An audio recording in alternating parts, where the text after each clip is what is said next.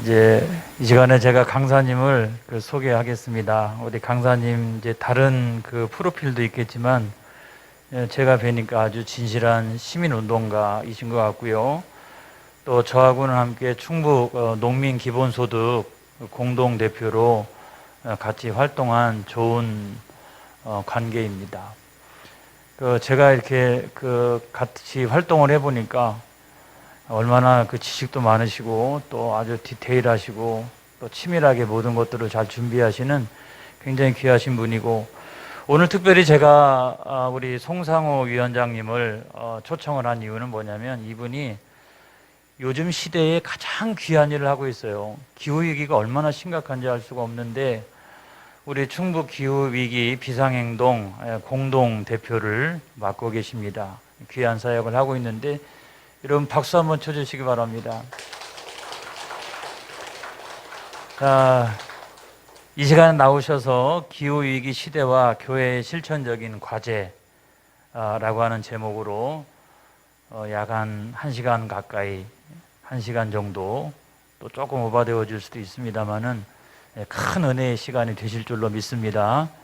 강사님 영상 띄워주세요. 자, 강사님 나오시겠습니다. 다시 한번 박수 한번 부탁드립니다. 네, PPT. 예.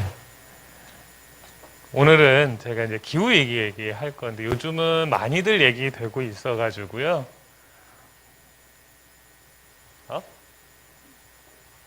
잠깐만요. 이게 또 안 넘어갈까요?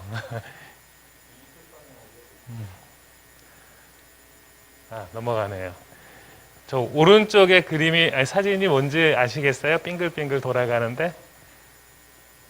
예, 저게 별 사진이에요. 별을 그냥 오랫동안 노출하면 별이 움직이는 게 이렇게 보여요. 그래서 그대로 찍히는데, 저는 학교 다닐 때는 고등학교 친구가 물었어요. 너 별 많이 좋아하는데 다음 생에 만약에 있다면 뭐 할 거니? 그랬을 때 저는 천문학자가 될 거예요. 이렇게 얘기를 했습니다. 그래서 공부는 천문학을 했어요. 하늘을 보는 학문을 했는데, 그 당시 이제 부모님이 천문학만은 하지 마. 그래서 이제 학교 선생님들 찾아다녔는데 어떻게 하다 보니 천문학을 전공하게 됐고요. 근데 아쉽게 또 이 대학을 다니다 보니까요, 좀 아픈 사람들, 약한 사람들, 사회적 약자들과 만나다 보니 그런 운동을 좀 하게 됐고, 지금은 장애인 평생교육 시설 다사리 학교의 대표 맡고 있고요.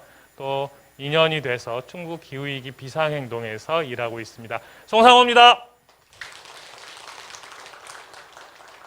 우리 많이 들어봤을 거예요. 북극곰 얘기 들어보셨죠? 콘덴싱 보일러 얘기 이런 거 들어보셨나요? 우리 아버지는 뭐 지구를 지켜요 뭐 이러면서 나오죠. 그래서 기후위기 그러면 많은 사람들이 북극곰 얘기부터 시작해요.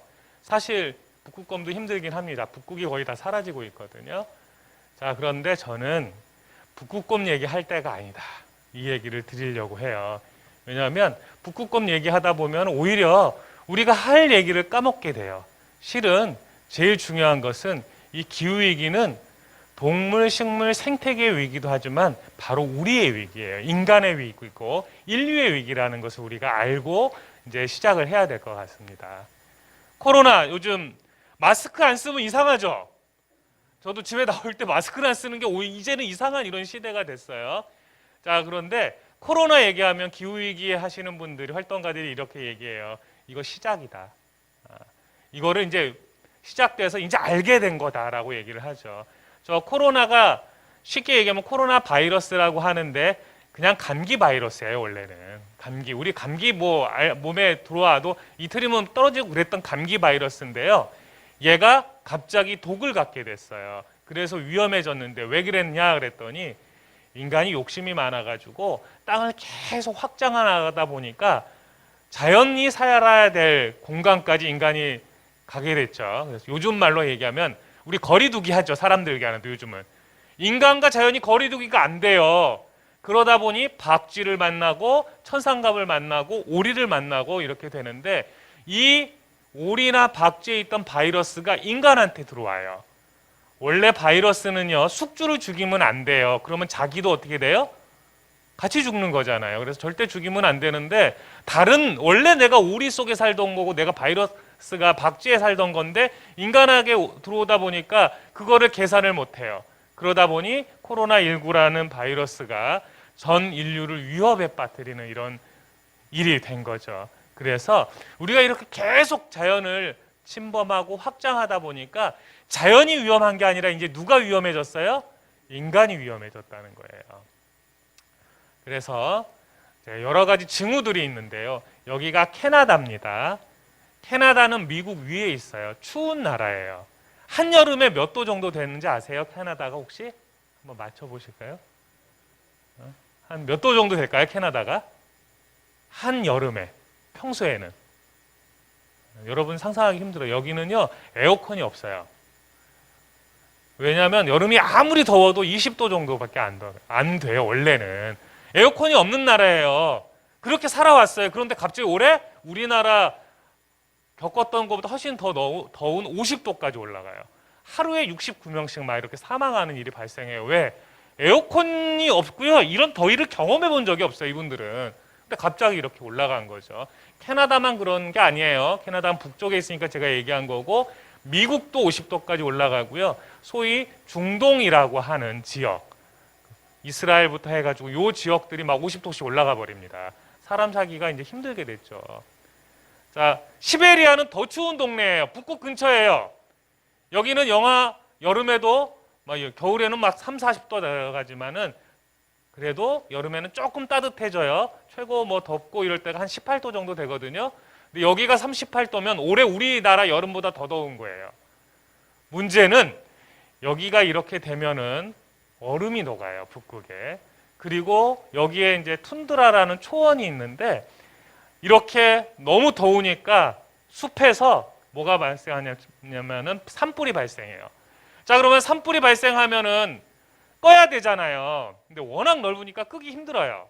그래도 끌 수는 있죠. 가을, 겨울이 되면 결국 꺼지겠죠. 시베리아가 추우니까. 근데 문제는 이렇게 불씨가 꺼지는 게 아니라 겉에는 불이 다 꺼지는데 땅 속에서 불씨가 남아 있어요. 왜냐하면 시베리아 밑에는 토탄층이라고 해가지고 석탄이 아직 안 된 이런 층이 있는데 여기에서 불씨가 살아있는 거예요. 그것을 좀비 산불이라고 하는데 봄이 되면 이제 어떻게 되겠어요? 또 불나요. 겨울에 꺼져요. 봄이 되면 또 불나요. 이런 걸 반복하고 있습니다. 시베리아가. 자, 올해 지구촌 곳곳이 불이 나고 있습니다. 여기는 지중해, 유럽 중에서 지중해 쭉 끝자락에 보면 스페인이 있는데 이 스페인의 산 전체가 날아가 버렸어요. 올해 산불이 나서. 자, 스페인 따라 이렇게 쭉 들어가다 보면 이탈리아가 있어요. 로마 옛날에. 이 로마의 시칠리아 섬 윗자 산 전체가 올해 불타버렸습니다. 사라졌어요. 그 옆에 그리스라고 있어요. 유럽 문명의 출발이라고 하는 9일간 산불이 일어납니다. 9일. 9일간 그 진짜 동네가 불타본다고 생각해 보세요. 어마어마하겠죠. 근데 이런 거는 약과입니다. 미국이에요. 캘리포니아. 2달째 타고 있는데 아직도 안 꺼졌어요. 산불이 2달 이상 가고 있고요. 더 심각한 거 호주 들어봤습니까? 일본 밑에 쭉 가면 바다에 있는 큰 섬 대륙이죠. 여기에 작년에 산불이 났는데 몇 개월 갔느냐? 일주일, 2달 이게 아니에요. 여기는 6개월간 탑니다. 6개월간 타니까 10억 마리 이상의 생태계에 있는 생명체들이 사라졌습니다. 인간은 말할 것도 없고요. 그러니까 재난이라는 규모가 달라요. 며칠, 몇 달을 넘어서 이제는 6개월씩 불이 타고 있으니 이게 진짜 어마어마한 재난이죠. 자, 이랬던 호주가요. 올해는 어떤 일이 있었냐? 올해 3월에는 900mm의 비가 일주일 만에 옵니다. 100년 만에 이렇게 언론에서 발표하거든요. 근데 언론에서 100년만 또는 200년만, 1000년만 이렇게 표현을 해요. 앞으로 쭉 나올 기사들이. 근데 그 얘기는요. 인간이 관측한 일에 이렇게 많이 비가 오거나 했던 적이 없다는 얘기예요. 자, 여기는 독일입니다. 부자 동네죠. 잘 살아요. 전 세계에서 제일 잘 사는 서유럽인데 저기 파란색 보이나요? 파란색? 냇가예요. 냇가. 자, 이 냇가가 비가 와서 어떻게 됐냐면 도시가 잠겼습니다. 이게 올해 7월에 서유럽에서 있었던 일이에요. 기후 학자들도요, 이렇게 빨리 이런 재난이 올 거라고 생각 못 했어요. 경고는 했는데 올해 갑자기 이렇게 왔어요. 서유럽만 그런 게 아니라 독일, 프랑스, 네덜란드, 벨기에 이쪽 지역이 다 이렇게 도시가 잠기는 현상이 일어나죠. 자동차가 잠겨요. 그래서 많은 사람들이 사망했고요. 재산 피해도 12조 이상 발생합니다. 이건 중국이에요. 그냥 자동차가 다 잠겨버리죠. 중국도 300명 그리고 어마어마한 10조 이상의 피해를 입었고요. 막 시간당 막 엄청난 비들이 내렸어요. 자, 여기는 더 심각한 동네입니다. 터키.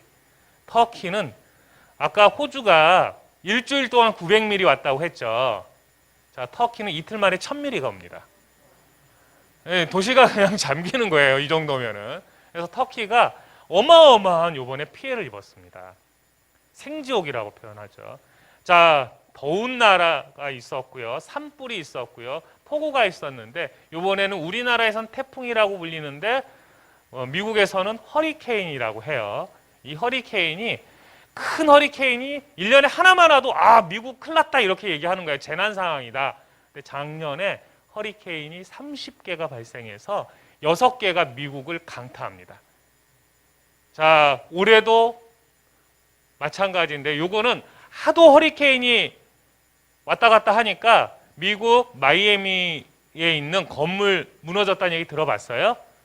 옛날에 우리나라가 못 살 때나 이렇게 건물이 무너진다고 했어요. 최고로 잘 사는 미국의 아파트가 그냥 무너집니다. 물론 40년 되고 그랬지만은 이날 하필이면 이 시기에 무너진 거는 기후재난, 허리케인과 무관하지 않죠. 올해는 더 심각합니다. 100만 가구가 단전이 됐어요. 올해 이번에 아이다라는 얼마 전이에요. 9월 초 8월 말 아이다라는 허리케인이요 미국을 강타했는데 그 잘 사는 동네가요 100만 가구 그러면은 가족 3명 곱하면 300만 명이 어둠 속에 살아야 했던 거죠. 어마어마한 허리케인이 이 정도로 셀지 몰랐어요. 뉴욕이 비상사태를 선언합니다. 저렇게 물에 잠기니까. 이제 제일 잘 사는 나라 미국도 이 재난 앞에서 어떻게 할 수가 없는 거죠. 문제는 우리나라 이제 기생충 영화 아시나요? 기생충 그 보시나요? 보셨을 거예요. 반지하 뭐 이런 얘기 나오는데 한국만 그런 게 아니라 미국도 지하에 사시는 분들이 있어요. 아파트 지하에 사시는 분들 이번에 많이 사망하셨어요. 비가 와가지고 그냥 잠겨버리니까 탈출하지 못하시고 그래서 미국도 이 기후재난이 발생하니까 가난한 사람들이 제일 먼저 피해를 입구나. 이거 되게 심각한 문제다. 이렇게 얘기가 시작됐죠. 우리나라는 괜찮은가 한번 살펴보겠습니다. 우리나라는 세 개 얘기했는데요. 자, 한국이 기상 관측한 게 한 110년 뭐 이 정도 돼요. 그래서 요거는 그 전까지 통계 자료인데요. 100년 동안 대략 얼마나 올랐나 봤어요. 전 세계가 약 100년 동안 산업혁명 이후에 한 200년 동안 얼마나 올냐면 1도가 조금 더 올랐습니다. 올해 발표하면 1.1도, 정확하게 1.09도라고 하는데 전 세계가 1도가 오르는 순간 우리나라는 몇 도가 올랐어요? 2.4도가 오릅니다. 왜? 원래 적도는요 하도 더워가지고 올라봐야 거기서 거기에요. 어디서 오르느냐? 중위도, 우리나라 같은데. 그 다음에 북극 같은 데는 더 오르겠죠. 자, 만약에 우리가 인간이 지금처럼 계속 쓰면 앞으로 어떻게 될까요? 한국이 2050년이면 3.2도가 오른답니다. 3.2도가 오르면요. 밖에 있는 가로수가 뭐가 돼야 되냐면 야자수가 돼야 돼요. 근데 30년 만에 야자수로 바꿀 수 있어요? 못 바꾸니까 있는 나무들이 다 죽어가겠죠. 왜? 3.2도가 오르면은 정말 기본적으로 지금까지 우리가 쓰고 있는 재배하고 있는 농작물이 싹 바뀌어야 됩니다. 어마어마한 변화가 일어나고 있어요.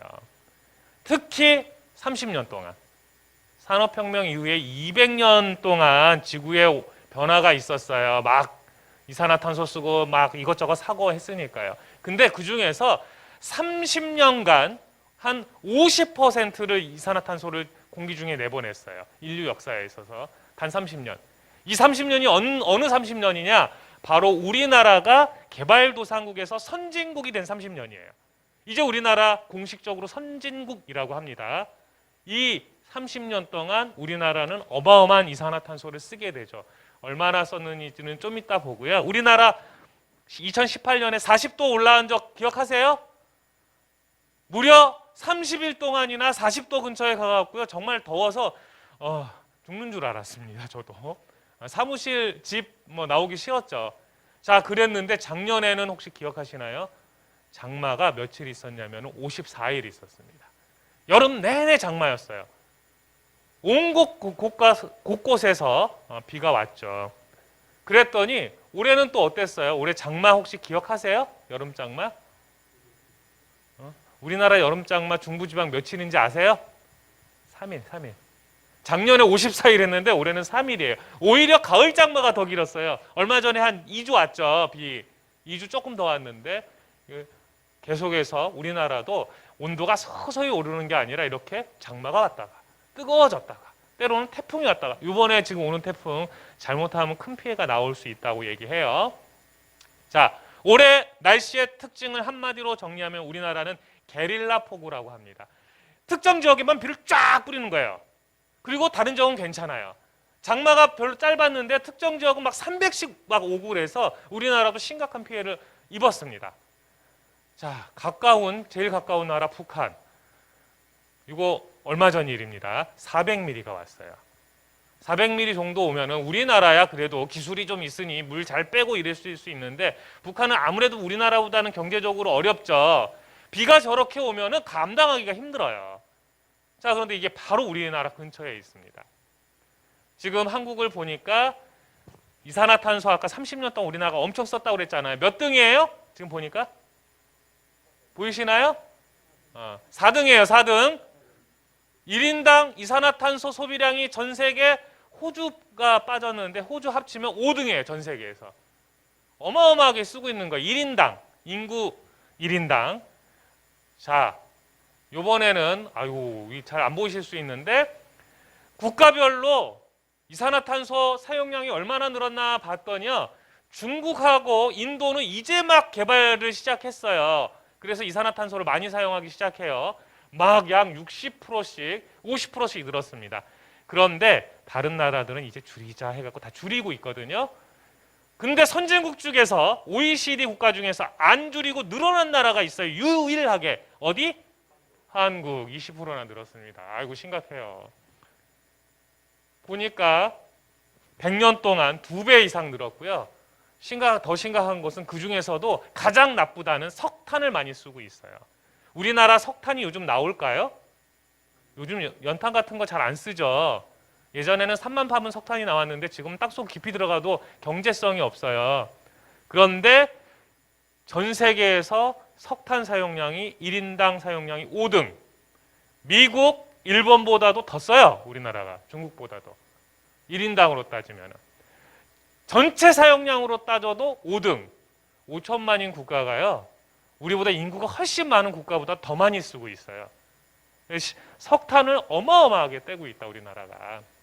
그래서 제가 얘기 드리려고 하는 것은 전 세계적으로 우리나라를 기후 악당 국가 이렇게 얘기해요. 예전에는 개발도상국이어서 그런 얘기를 안 들었는데 최근 30년만 보면은 한국 너희들이 전 세계에서 몇 손가락 안에 드는 기후 악당 국가다 이렇게 얘기를 하고 있죠. 이미 우리가 선진국 된 만큼 훨씬 더 많은 이산화탄소를 썼어요. 자, 여기서 제가 같이 고민해보자라고 했을 때 기후위기가 오면은 다 똑같이 힘들긴 하죠. 다 힘들어요. 근데 더 힘든 사람들이 있다라는 거죠.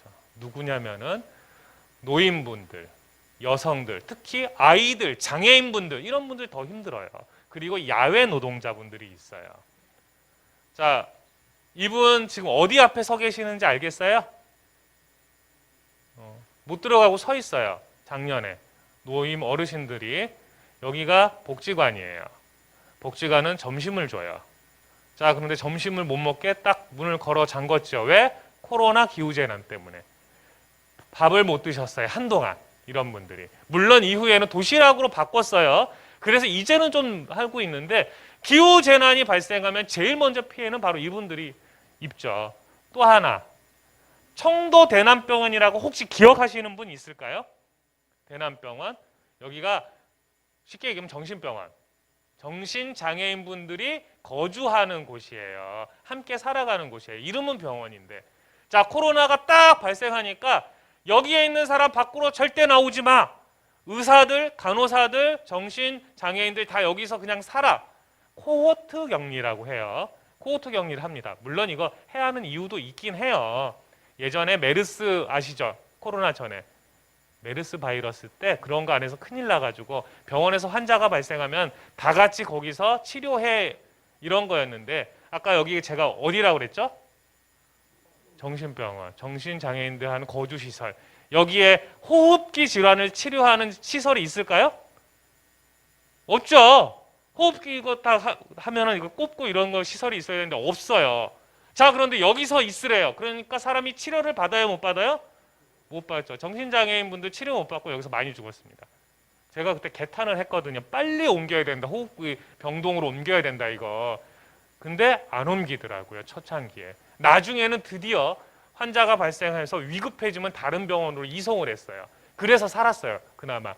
근데 초창기 돌아가시는 분들 대부분이 여기서 돌아가셨습니다. 10여 명 이렇게 카운팅 될 때까지. 또 날씨가 뜨거워지면 힘든 분들이 있죠. 야외 노동자분들, 농민분들 막 햇빛 쏟아지고 그러는데요. 아니, 막 비 안 와요. 그런데 덥다고 가만히 계실 수 있어요? 물론 더울 때 좀 피해야겠지만 마냥 그렇게 기다릴 수 없죠. 더 심각한 거는요. 건설 노동자분들. 이번 여름 되면은요. 건설 회사에다가 정부가 그렇게 얘기해. 더울 때는 일 시키지 마세요. 큰일 나요. 근데 점심 먹고 1시간은 쉬는데 그 뒷시간들 일하지 말고 쉬세요. 4시까지 건설 노동자들 보고 쉬세요. 이러나요? 건설회사가? 큰일 나요. 그러면 돈 못 벌어요. 건설회사. 그러니까 무조건 일을 하죠. 그러면 쓰러집니다. 실제로. 그래서 더위에 쓰러지시는 분들 많고요. 화면에 있는 제가 이제 청주 수곡동에 있는데 여기에도 어르신들이 폐지 죽는 분들이 많이 계셔요. 이분들 덥다고 안 돌아다니시나요? 돌아다니죠. 그리고 특히 코로나 이후에 돈 많이 버는 새로운 직업이 생겼어요. 어떤 직업인지 아세요? 새로운 직업. 어마어마하게 돈을 번대요. 한 달에 500씩 번대요. 배달하시는 분들, 택배하시는 분들. 자, 아주 뜨거운데 우리 택배 안 시켜요? 시키죠. 자, 배달 음식 안 시킵니까? 시켜요. 그러면 그분들을 떼약볕 40도가 돼도 배달은 해야 돼요. 비가 와도 태풍이 와도 해야 돼요. 안 하면 벌점 깎여요. 그러면 급여에서 차감돼요. 해야죠. 이런 분들 기후위기가 오면 바로 사실 위험에 그대로 노출될 수밖에 없어요. 그래서 많은 분들이 경제적 약자는 기후 약자라고도 얘기를 합니다. 제가 장애인분들이랑 같이 일한다고 했죠. 우리 장애인분들에게 활동지원사를 보내드려요. 그리고 또 어르신분들은 저희 기관은 아니지만 다른 기관에 노인요양보호사를 보내드려요. 자, 그런데 장애인분들이나 홀로 사는 노인분들이 경제적으로 풍족할까요? 저희 장애인 집에 제가 같이 하시는 분들의 대부분 장애인 집은 에어컨이 있을까요? 없어요. 에어컨도 없고요. 겨울에는 어떻게 하느냐? 딱 전기장판 하나로 사세요. 자, 여기에 활동지원사가 일하러 갔습니다. 한여름에 에어컨 없죠. 선풍기는 있어요. 그럼 선풍기는 누가 사용해요? 장애인분이 사용해야겠죠. 어르신들이 사용해야겠죠. 그러면 여기서 일하시는 분들 온도가 40도가 되든 영하 20도가 되든 밥하고 빨래하고 청소해야 돼요. 자, 이런 분들 기후위기에 그대로 노출되겠죠. 정말로 저희 기관에 70세가 넘은 분들도 일하시거든요. 활동지원사로. 이분들이 도우러 갔다가 같이 돈도 벌고 의미도 있게 하러 갔는데 너무 덥고 추워서 일을 하기 힘들다고 하소연을 해요. 저한테. 이게 기후재난에는 더 심각해지는 거죠. 여기는 섬이 잠기고 있어요. 뜨거워지면은요, 북극, 남극, 각종 빙하가 녹으면서 해수면이 올라가요. 바다가 올라가요. 그러면 섬이 잠겨요. 방글라데시 18번을 이사했는데 또 잠겨요. 여기만 잠기느냐? 우리 동아시아도 잠기겠죠. 제일 먼저 잠기는 곳이 어딜까요?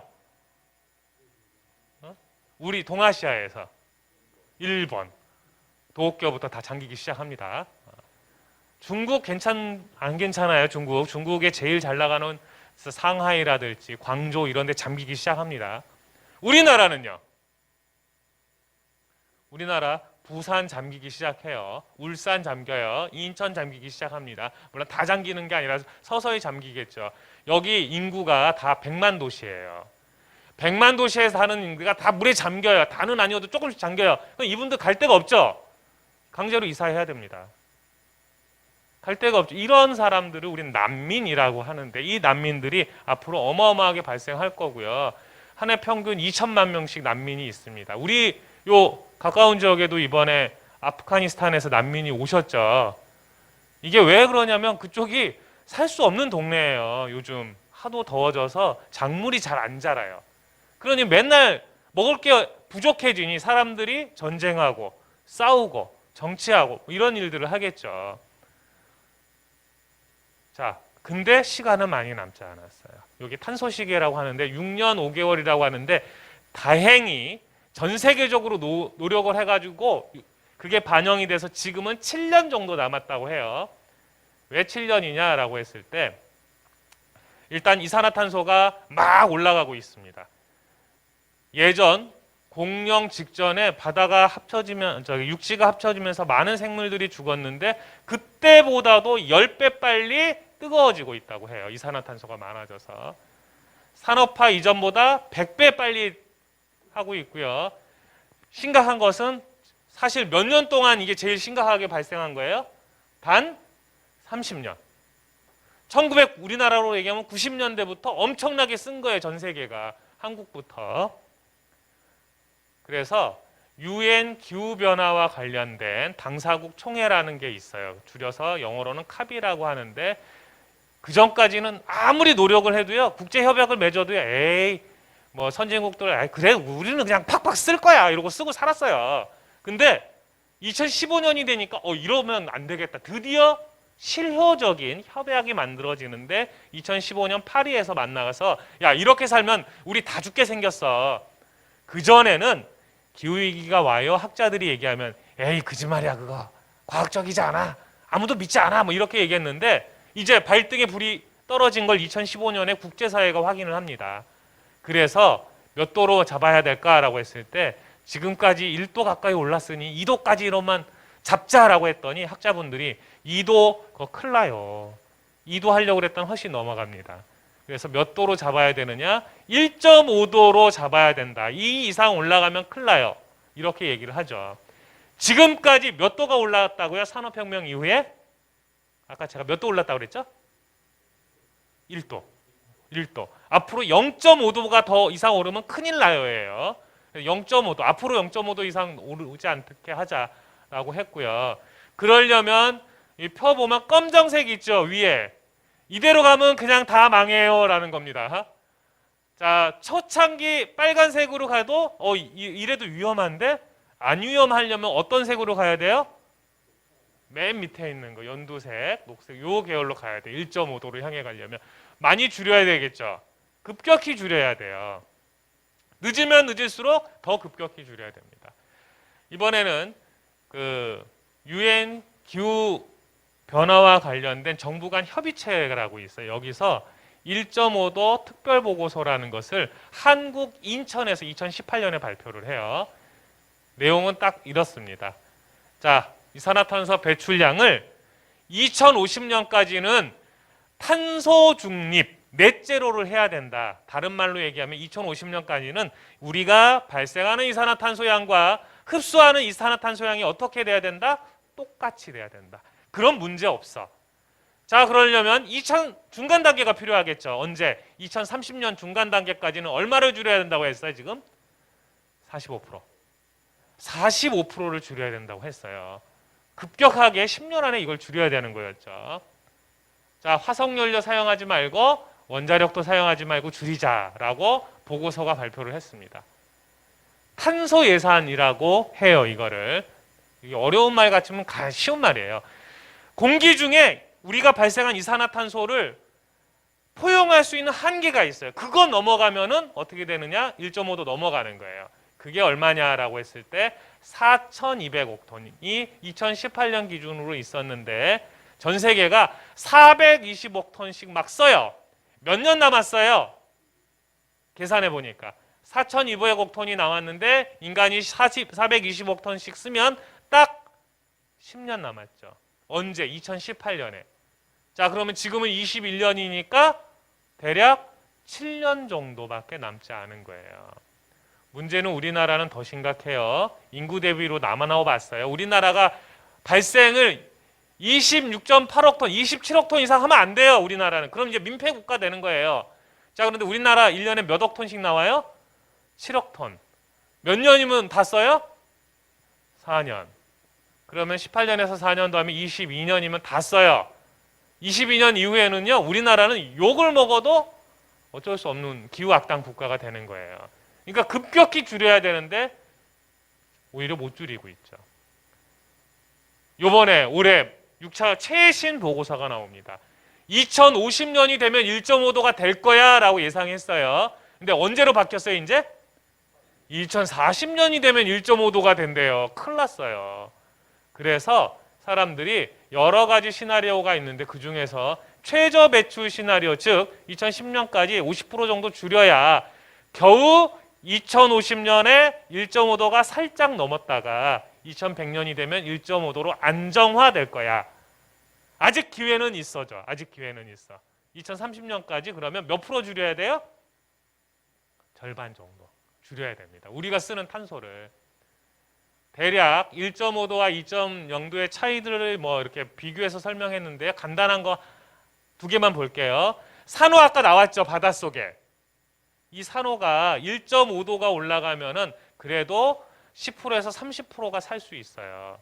자, 근데 2도가 올라가면은 1%밖에 못 살아요. 다 죽어요. 산호만 죽는 게 아니에요. 바닷속의 생태계가 다 망해요. 거북이도 힘들고요. 물고기도 살기 힘들어져요. 바닷속이 황폐해지면요. 바닷속에서 이산화탄소를 흡수하는 다 사라지는 거예요. 심각해지죠. 북극 1.5도일 때는요. 야, 그래도 100년에 한 번 녹아요. 그러면 그나마 버틸만 해요. 지금까지는 한 번도 안 나갔는데 근데 2도씨가 되면요. 10년에 한 번씩 싹 녹아요. 북극에는요. 북극에 있는 얼음이 다 녹으면요. 그 속에 있었던 각종 세균들이 그대로 공기 중에 나올 겁니다. 그러면 코로나2, 코로나3 이런 게 나오게 되겠죠. 그래서 1.5도로 막고자 하는 거예요. 자, 저는 정리를 하면 기후위기는 인간이 치르고요. 한국 지금 심각하고 기후 악당 국가입니다. 줄여야 돼요. 그리고 기후위기는 기후 약자의 위기이고요. 시간이 정말 많이 남지 않았습니다. 조금밖에 안 남았어요.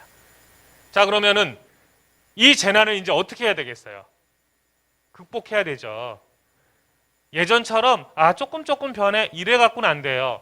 어마어마하게 빨리 변해야 돼요. 그러려면 우리가 준비를 해야 됩니다. 마음의 준비, 생각의 바꿈 이런 걸 해야 되는데 첫 번째로는 기후위기는 누가 만든 거다? 인간이 만든 거예요. 동물, 식물들이 만든 거 아니에요. 하나님이 만든 거 아니에요. 누가 만든 거예요? 인간이 만든 거예요. 인간이. 제발. 어마어마하게 만들고요. 어마어마하게 소비하고요. 그 다음에 쓰다 보니까 쓰레기가 엄청 나와서 만든 거예요. 예를 들어서 우리 석탄소규 한 번 만들어지려면요. 수억 년 동안 지구 바닥에서 땅속에서 있어야 돼요. 이거 제가 수백 년이라고 썼는데 사실 200년이에요. 200년. 수억 년간 만들어진 걸요. 200년 동안 땅속에 있는 걸 다 끄집어내서 공기로 바꿨어요. 그러면 지구가 탈이 날까요? 안 날까요? 당연히 탈 나죠. 그리고 가스가 나오면 그나마 흡수하면 돼요. 산림, 녹지 있으면 되잖아요. 근데 열대우림이 사라지고 있어요. 왜? 이제 100년밖에 안 남았다고 해요. 이거 다 없애가지고 나무 사용하고요. 여기에 옥수수 심어요. 누가 먹을 옥수수일까요? 인간이 먹을 옥수수가 아니에요. 소가 먹을 옥수수예요. 즉 이렇게 어마어마한 땅들이 사라지고 있고요. 옥수수나 이런 게 있으니까 열대우림이 사라지면 이제 흡수할 것도 사라지는 거예요. 그리고 육식 얘기 안 할 수가 없어요. 저기 보면은 소고기도 있고요, 닭고기도 있고요, 연어도 있고 새우도 있어요. 자, 그런데 전 세계적으로 봤을 때 이산화탄소 제일 많이 발생하는 게 축산이에요. 우리나라는 아니에요. 우리나라는 1등이 에너지하고 산업이에요. 산업. 근데 외국은 축산이에요. 전 세계에서 평균 해봐도. 왜? 이거는 우리나라보다 더 심각한 동네가 있어요. 미국하고요, 유럽이 고기를 정말 어마어마하게 먹어요. 그래서 문제가 되고요. 우리 먹는 식단의 60% 이상이 다 고기에서 나와요. 이산화탄소는. 풀에서 나오지 않아요. 어디서 나와요? 고기에서 나와요. 더 심각한 것은 그래 만든 거라도 다 먹으면 다행인데요. 17%가 버려져요. 전 세계에서. 음식물 쓰레기가. 이거는요. 전 세계 평균이에요. 못 사는 나라는 없어서 못 먹죠. 그러면 선진국은 학자들이 몇 프로 버리냐라고 했을 때 절반 버린다. 절반. 고기며 쌀이며 각종 야채들 우리가 만들어 갖고요.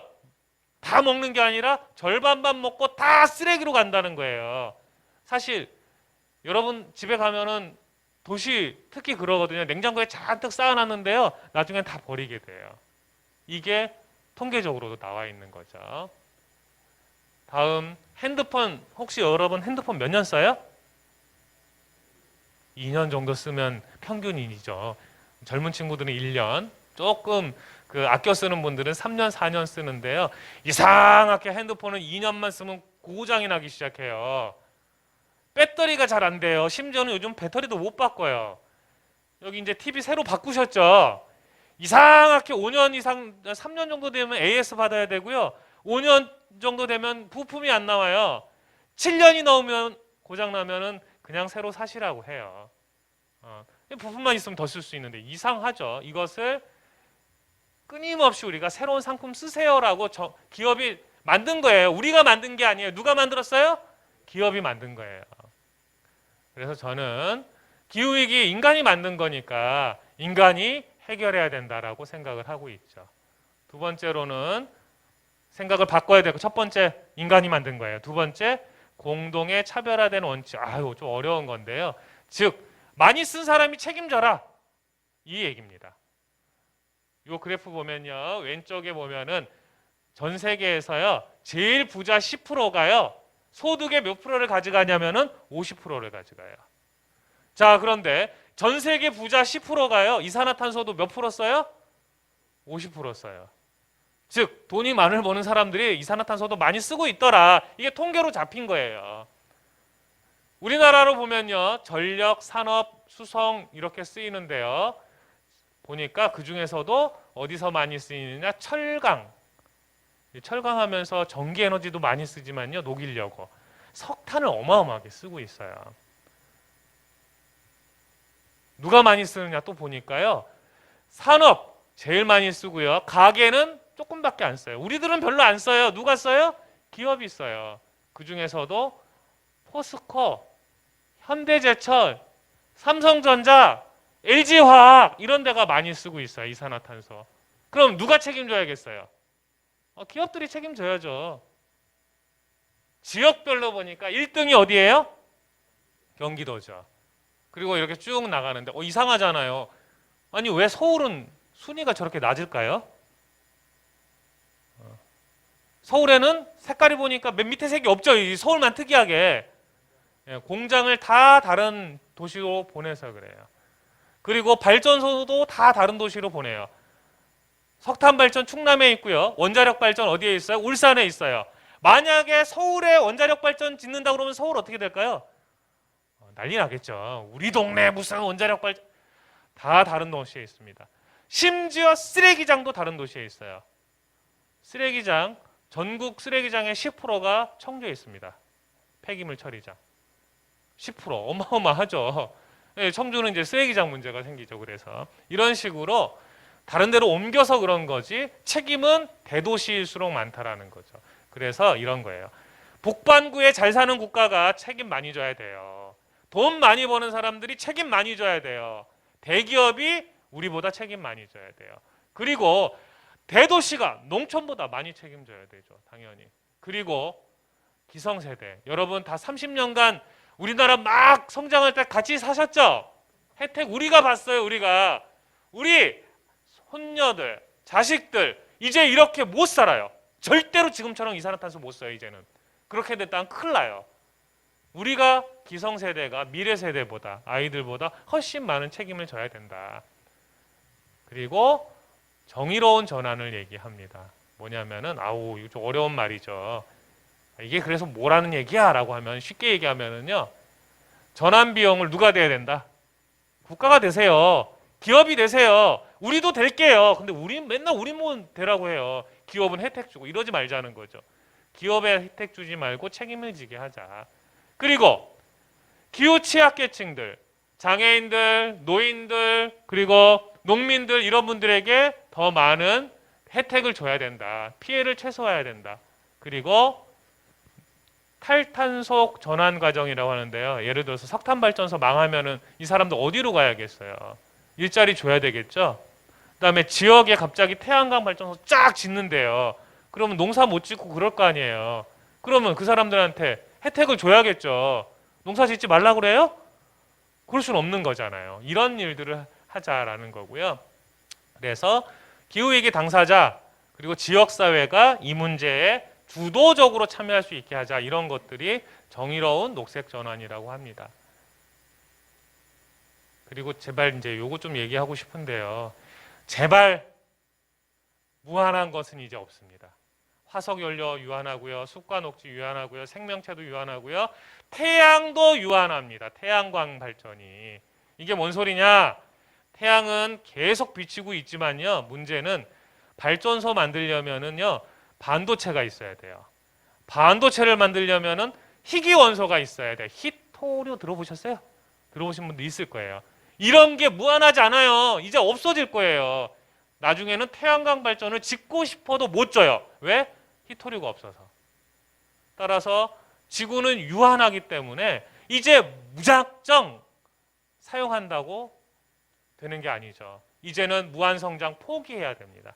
계속 성장하든 다 같이 망해요. 파괴적 성장하지 말고 이젠 지속 가능한 탈성장하자. 그래서 문명의 연착륙이 필요하다. 조금씩 줄여나가야지 그렇지 않고 계속 사용했다가는 꼰두박질 친다는 거죠. 그래서 저는 이렇게 얘기해요. 자연과 공존합시다. 인류가 공존해야 됩니다. 그리고 제발 나중을 위해서 엄청나게 일하지 말고 현재를 즐기면서 적당히 일하고 살자. 이런 얘기를 하죠. 물건 많이 가져봐야 행복한 거 아닙니다. 그래서 정리를 하면요. 두 번째 정리예요. 기후위기 인간이 만들었고요. 더 나아가서 많은 쓴 사람들이 책임져야 되고요. 그리고 우리 다 같이 살 수 있게 같이 전환해야 돼요. 그리고 이제 무한정으로 쓰지 맙시다. 뭐 이런 얘기하고 있습니다. 자, 이제는 질문이 나오겠죠. 그래요. 기후위기 알았어요. 그래, 우리 삶의 태도도 그래 전환해야 돼요. 이제 준비했어요. 뭘 해야 돼요? 실천해야 되죠. 실천할 때 흔히들 이 일회용품 줄여야 되고요. 플라스틱 사용하지 말아야 되고요. 물론 맞습니다. 근데 쫓아다니면서 플라스틱 쓰지 마세요. 일회용품 이러지 말자는 거예요. 이런 거 가지고는 안 바뀌어요. 뭘 바뀌어야 되냐? 나도 해야 되지만 사회가 해야 돼요. 예를 들어서 분리수거. 여러분 잘 아시죠? 플라스틱 병. 전 세계적으로 분리수거 제일 잘하는 나라가 한국하고 일본이에요. 우리 그렇게 열심히 하고 있어요. 아직도 부족하다고는 하지만 외국은 형편없어요. 근데 우리한테만 이런 거 잘하게 하지 말고요. 예를 들어서 PT병 요즘 하려면 라벨 다 떼야 돼요. 뚜껑 떼야 돼요. 이런 거 하느니 처음부터 어떻게 하면 되냐? 요즘 이런 거 이렇게 바뀌었죠. 처음부터 라벨을 없앱시다. 이런 게 사회적 실천이라는 거예요. 우리도 노력하지만은 누가 노력해야 돼요? 기업이라든지 이렇게 노력해야 되죠. 스팸 뚜껑 아시나요 혹시? 이거 왜 있는지 아세요? 스팸 뚜껑. 어떤 분들은 저기 스팸 먹다가 통조림 먹다가 다들 하고 있어요라고 하는데 외국에는 없어요. 우리나라에만 있어요. 그리고 스팸 먹다가 뚜껑 닫았다가 나중에 먹잖아요. 큰일 나요. 뭐 저녁 때 먹는 건 상관없지만 며칠 지나면 이거 독으로 바뀝니다. 캔 음식은 개봉 즉시 다 먹어야 돼요. 쓸모가 없어요. 그래서 사람들이 막 얘기해서 이제는 바뀌었어요. 저기에 스팸 뚜껑이 이제 사라지고 있습니다. 일부 회사는 뭐 만들고 있는데요. 한번 나중에 마트 가보세요. 사라지고 있어요. 그리고 쓰레기 소각하거나 매립하는 방법도 있는데요. 우리가 재사용, 재활용하자고 그러잖아요. 근데 제일 좋은 건 뭐라고 해요? 맨 윗순위 뭐가 있어요? 처음부터 안 만들면 돼요. 쓰레기를. 그렇죠? 요즘은 제로 웨이스트 운동 뭐 이렇게도 얘기해요. 쓰레기 만들지 말자. 쓰레기 안 만들려면 어떻게 하면 되겠어요? 덜 사면 되겠죠. 덜 사면. 그리고 누가 나서야 돼요? 기업이 나서야 돼요. 이건 뭐 기업이 에너지 100% 재생에너지 쓰자는 운동인데요. 이런 게 있다고 알아두시면 되고 이거는 기업이 친환경 경영하겠다라는 의미의 마크입니다. 그래놓고는 친환경 한다고 했던 아까 보면 여기 SK라고 들어 있어요. 맨 밑에 SK가 친환경 한다고 했는데요. 청주에서 뭘 하냐면요. LNG 발전소를 짓고 있어요. 즉 가스로 생 것을 자기들끼리 발전해서 기업에서 쓰겠다는 얘기예요. 그러면 이산화탄소 많이 나와요. 그래서 저렇게 저희들이 가서 반대 기자회견도 하고 했습니다. 이런 거는 탄소 좀 줄이기 위해서 새로운 기술을 쓰자라는 건데 이런 게 몇 개 있습니다. 우리 충북에는 시멘트 어마어마하게 만들거든요. 이 동네 근처에도 시멘트 있나요? 없나요? 다행히. 시멘트가 충북에서 1등 이산화탄소화 하는 건데 이 시멘트 산업도 녹색 시멘트로 바꾸자. 또는 안 되면 시멘트 산업 줄이자. 충북에서 조금 쓰지 말자. 뭐 이런 얘기를 하고 있어요. 그래서 아무튼 산업을 이산화탄소가 없게 만들려면 일단은 태양광 에너지 같은 거 써야 돼요. 그리고 탄소도 축소 사용해야 되는데요. 그보다 더 중요한 거는 재사용, 재활용하는 겁니다. 철강 막 버리지 말고 재사용, 재활용해야 되죠. 근데 더 중요한 건 뭐예요? 처음부터 생산하지 않는 거죠. 줄이는 거죠. 그래서 기업들을 규제해야 된다 이렇게 얘기를 하고 있어요. 목사님 몇 분 정도 여유가 있을까요? 시계를 제가 한번 8시 계속 해도 되겠죠. 좀 여유 있죠. 자, 또 누가 나서야 돼요? 정부하고 지자체가 나서야 돼요. 계획 수립해야 돼요. 전 세계적으로 2050년까지 탄소 중립, 2030년까지 50% 줄여요. 이게 대세입니다. 석탄 발전소는 당연히 어떻게 돼야 됩니까? 이제 없애야죠. 원자력 발전소 당연히 없애야 돼요. 큰일 나요. 원자력 발전 한번 터지면은. 그리고 일부 사람들은요 이렇게 막 그냥 기술력 발전해서 구름에서 반사시키면 되지 않을까? 이런 기술 만들자고 하는데 이거 언제 만들어질지 몰라요. 지금은 못 써요 이거 어차피. 결론은 풍력 발전해야 돼요. 태양광 발전해야 돼요. 아까 얘기했듯이 태양광 발전도 무한정할 수 없다고 했죠 제가. 빨리 바꿔야 돼요. 안 그러면 이것도 못 만들 수 있어요. 그리고 요거는 에너지를 2018년에 저 녹색 부분이 석탄이에요. 그래서 정부가 녹색 부분을 줄여서 20%까지 줄일게. 아니야. 18%까지 줄일게 얘기는 했어요.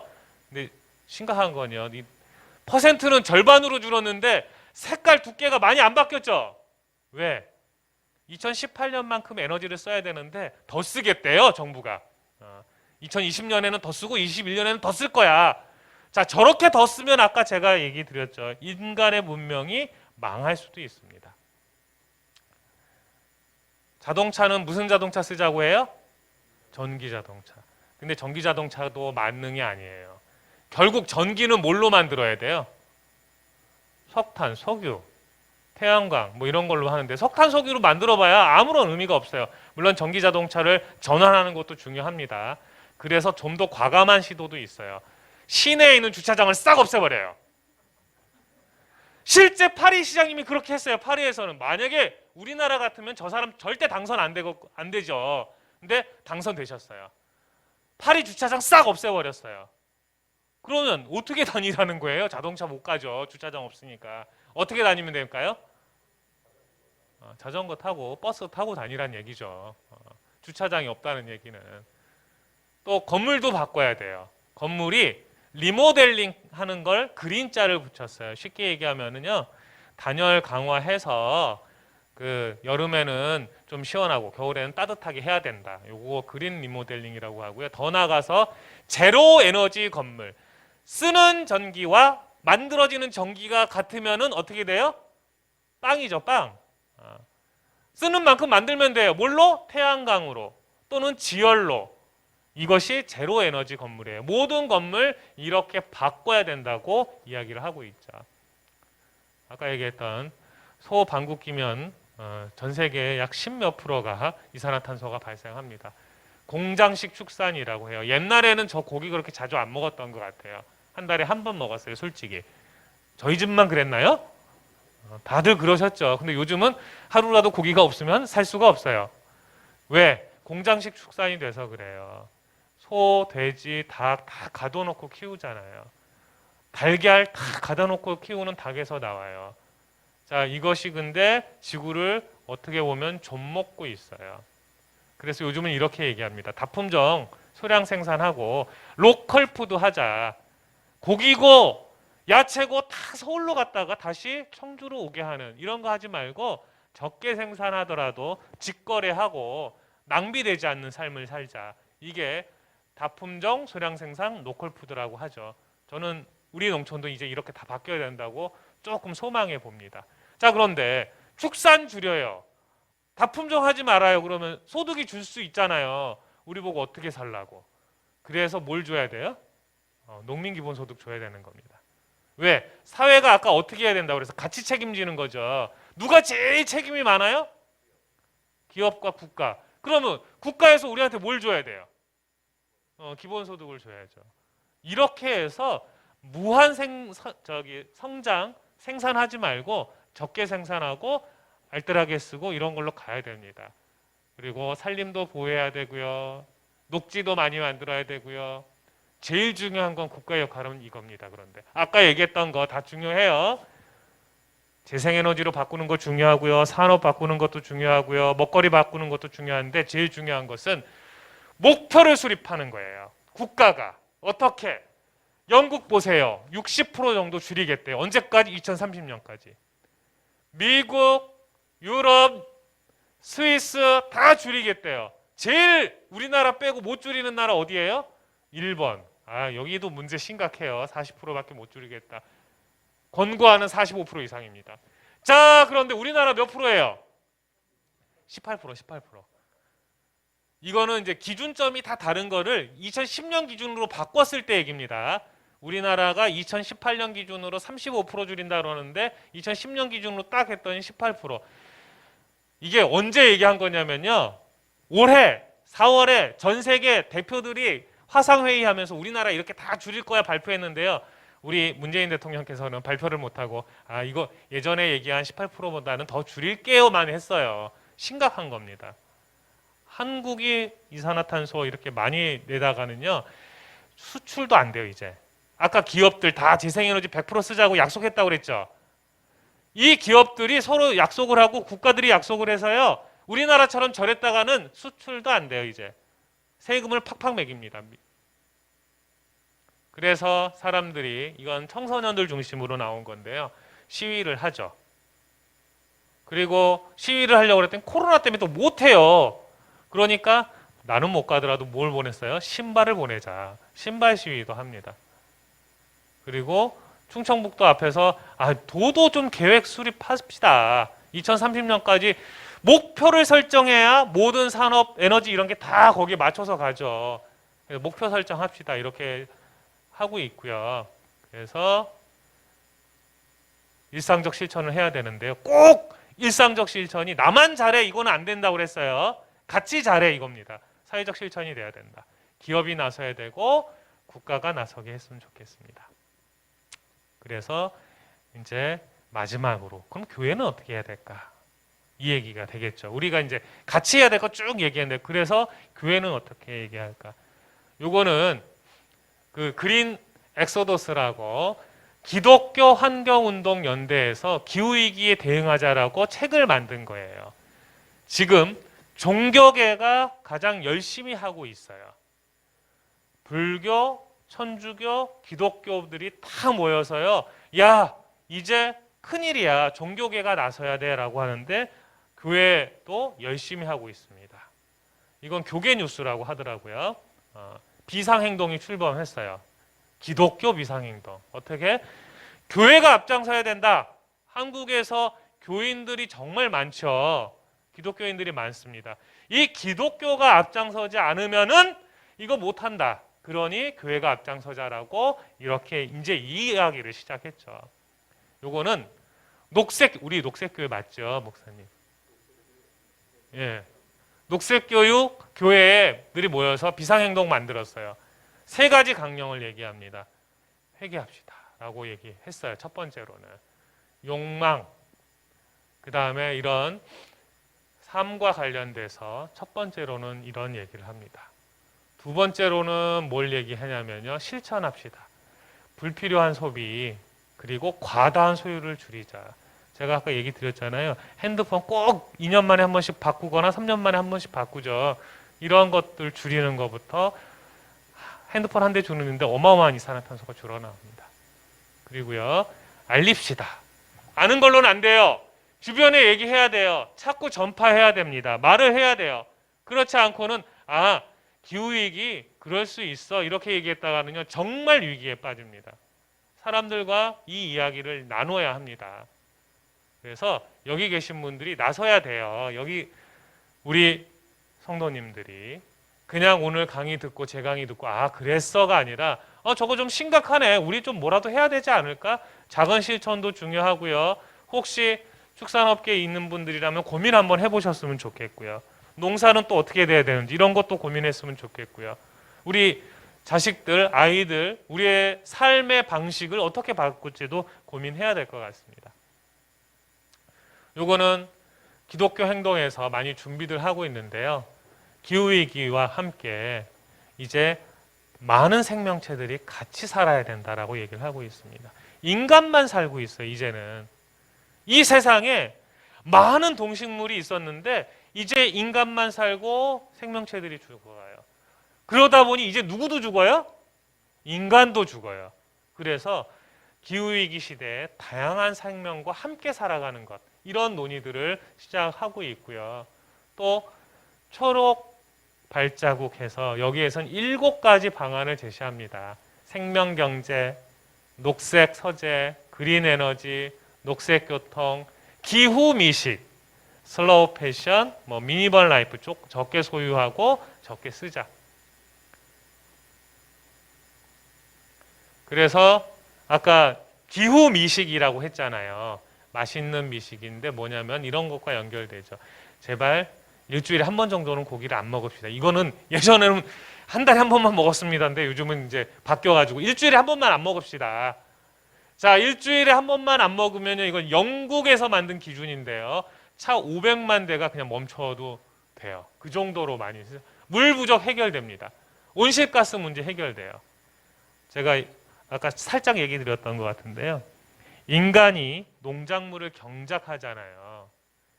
50%는 인간이 먹고 사는 거고요. 50%는 누가 먹고 사는 거예요? 소, 돼지 이런 가축이 먹고 사는 거예요. 고기 1인분 생산하려면요. 옥수수 10인분이 들어가요. 즉 고기만 조금 줄여도요. 인류의 기한은 다 사라지고요. 각종 문제가 해결이 돼요. 옥수수 덜 생산해도 되니까 다 나무 심으면 돼요. 자, 그런데 인간의 욕심이 사실 이렇게 만들고 있죠. 물론 고기만이 주범은 아니에요. 아까 얘기했듯이 산업, 기업, 이런 반도체 만두 이런 거 다 주범이에요. 그래서 정리를 해보면요. 마지막 정리. 기후위기를 알립시다. 불필요한 소비는 이제 줄입시다. 탈성장, 생산, 축소를 하려면 소비를 줄여야 돼요. 그리고 과다한 소유를 줄입시다. 이 일들은 누가 할 수 있는 거예요? 교회에서 할 수 있는 거예요. 이런 정신적 힘도 사실을 사회를 움직이는 가장 중요한 힘 중에 저는 하나라고 생각하거든요. 그래서 누가 나서야 된다고요? 여러분들이 나서 주셔야 돼요. 여러분들이 이 얘기를 해주셔야 돼요. 다양한 생명과 같이 살아야 되고요. 과다한 소유가 이 지구를 이 지경으로 만들었다는 것을 이야기를 좀 해주셔야 돼요. 그래서 누가 책임지게 해요? 국가와 기업이 책임지고 우리도 함께 책임지자는 얘기를 오늘 드리고 싶었고요. 다양한 생명체와 공존할 수 있는 한국, 충북, 더 나아서 세계를 만들기 위해서 우리 함께 조금씩만 더 노력했으면 좋겠습니다. 우리 함께 합시다. 감사합니다.